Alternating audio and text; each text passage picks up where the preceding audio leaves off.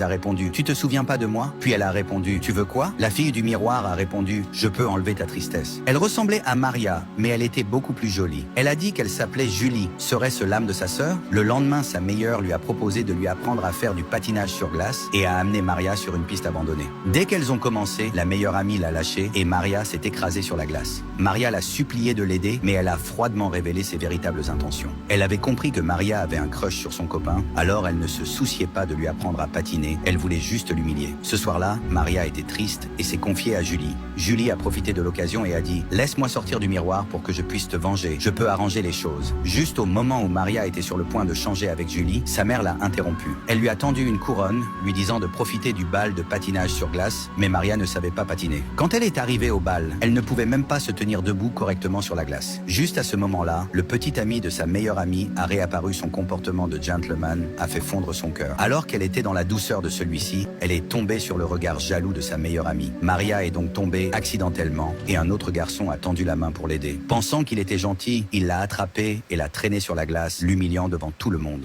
Tous ses camarades de classe vont même se moquer d'elle. Maria s'est complètement effondrée. Elle a couru vers le miroir et a sangloté de manière incontrôlable, disant « J'ai besoin de ton aide maintenant ». La fille dans le miroir a répondu de manière froide « Je vais enlever ta douleur ».